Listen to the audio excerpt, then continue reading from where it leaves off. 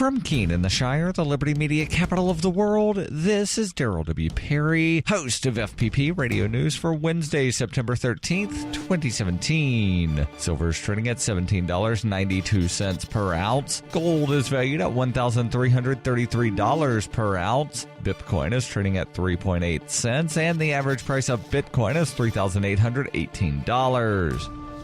Antiwar.com reports Senator Rand Paul's push for a vote on his amendment to the National Defense Authorization Act appears to have been successful, and his office issued a press release confirming that such a vote will take place after all. Previously, there were doubts as the Senate leadership sought to severely limit discussion of amendments and just push the NDAA through. The amendment is short and simple. It seeks to repeal the 2001 authorization for the use of military force, as well as the 2002 authorization for the use of military force against Iraq. The two authorizations would sunset in 6 months, giving Congress a window in which to debate a replacement authorization. Limited debate on the amendment was held Tuesday evening, with expectations of further debate Wednesday morning. There's no formal time set for the vote, but it is expected to take place Wednesday late morning. Senator Paul has advocated for the repeal of the authorization of use of military force because it has been used by recent presidents as a blanket justification for new wars. Despite the 2001 AUMF not having anything to do with them, it is presently used as legal cover for 7 U.S. military operations worldwide. The hope is that it will attract support not just from anti-war senators, but also from senators who have wanted a new AUMF that is directly applicable to current wars, since the repeals would oblige the leadership to finally allow debate on such an effort.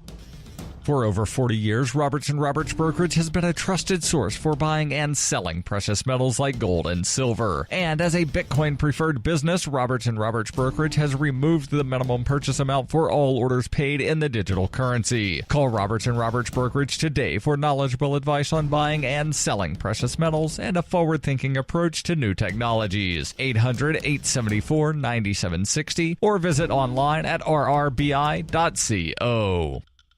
UPI reports the Department of Justice decided against bringing federal civil rights charges against the officers involved in the death of Freddie Gray. DOJ officials ultimately decided there was not sufficient evidence to meet the burden of proof for federal charges. The DOJ issued a press release stating it is not enough to show that the officers made a mistake, acted negligently, acted by accident, or even exercised bad judgment. Although Gray's death is undeniably tragic, the evidence in this case is insufficient to meet these substantial evidentiary requirements. The DOJ added the investigation into this incident has been closed without prosecution. Gray's death in 2015 while in police custody sparked large protests across Baltimore and the United States. On April 12, 2015, Gray suffered a severe spinal injury while being transported in a police van to a booking precinct. Gray fell into a coma as a result of the injury and died a week later. 6 police officers involved in Gray's arrest and handling were charged with various crimes, including second-degree depraved murder. All 6 officers were acquitted of the various charges in separate bench trials. Gray's family was, however, awarded $6.4 million in a civil suit filed against Baltimore city officials. Under the Obama administration, the DOJ opened an investigation of Baltimore's criminal justice system, which found police officers and city officials engaged in various forms of racial discrimination, unconstitutional action, and excessive force.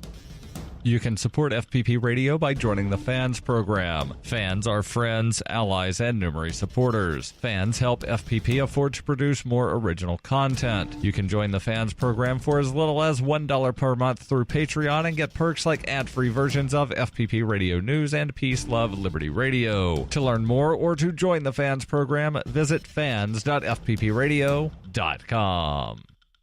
Reuters reports the U.S. Supreme Court on Tuesday allowed President Donald Trump to broadly implement a ban on refugees entering the country around the world. The justices granted a request from the Trump administration to block a federal appeals court decision that, according to the DOJ, would have allowed up to 24,000 additional refugees to enter the United States than would otherwise have been eligible. The Supreme Court ruling gives Trump a partial victory as the High Court prepares for a key October hearing on the constitutionality of Trump's controversial executive order, which banned travelers from 6 Muslim-majority countries and limited refugee admissions. In a ruling last week, the 9th U.S. Circuit Court of Appeals said grandparents, aunts, uncles, and cousins of legal U.S. residents would be exempt from the travel ban. The DOJ opted not to appeal that part of the 9th Circuit decision. This has been FPP Radio News. Online at fppradio.com.